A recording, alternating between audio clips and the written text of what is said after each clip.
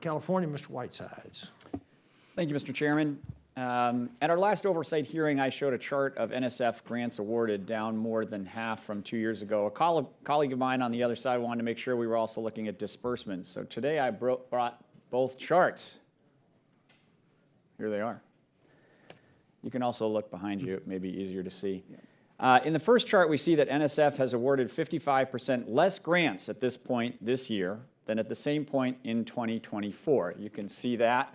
A little line that says today.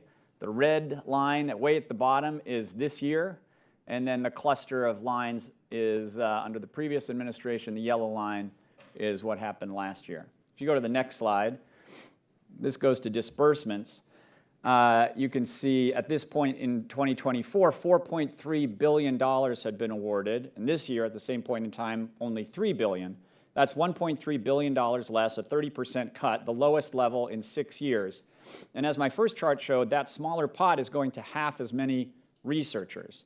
When awards concentrate into fewer, bigger grants, the researchers who lose out are the early career applicants in the smaller labs in our research community.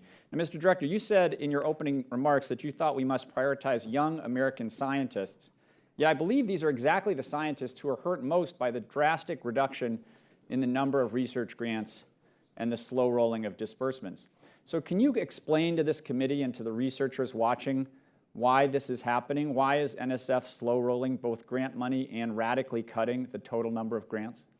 Again, I would refer you to NSF. I'm at OSTP, but I'm happy to look into that and certainly come back with an answer. I think that's an unacceptable answer. You're the president's science advisor. Why is this happening? You know why this is happening. Explain to the American people why this is happening.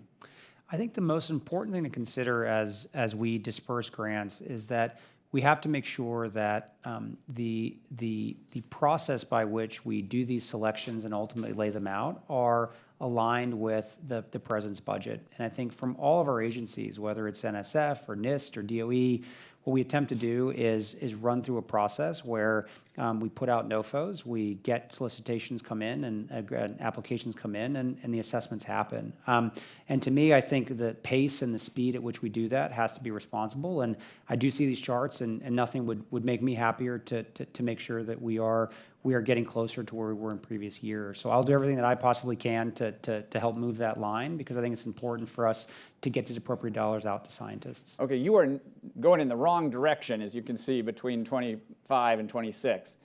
So this is hurting American researchers. Now, earlier you testified that NSF grant approvals have not been reviewed by political officials at OSTP, or officials.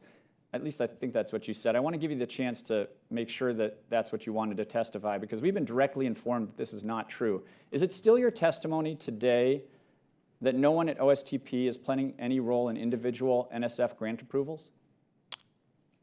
I am not personally involved in any individual grant approval. That is a different answer to what I asked. I am not aware of anyone at OSTP that is working on individual grant approvals. I have never asked for that, and I would never condone that, and I don't think any of us are. Okay, for the record, it's a felony to testify falsely before Congress. I'm well aware of that, and I'm also well aware that no one at OSTP is involved in individual grant level decisions. Is anyone at OSTP involved at some kind of grouping of grant decisions? I'm not familiar with what a grouping of a grant decision is, but when an individual grant for a particular research project is made, we're certainly not involved in that. Okay, sounds a little squishy to me. I want to just close with this comment. The administration says that dollars should not be the measure of success when it comes to science, but it says exactly the opposite when it comes to our Defense Department. As a member of the Armed Services Committee, I'm deeply familiar with the administration's $1.5 trillion defense goal for the next fiscal year, roughly 50% more than last year.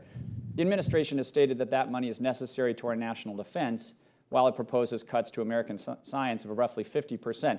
No one, I think, Democrat or Republican, would say that cutting the Department of Defense would enable the continuation of American leadership in national security.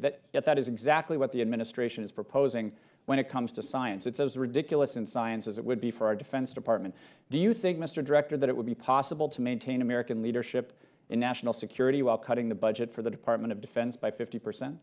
Well, with the budget proposal, it's really yes or no. The president proposing the largest R&D budget in the history of the country.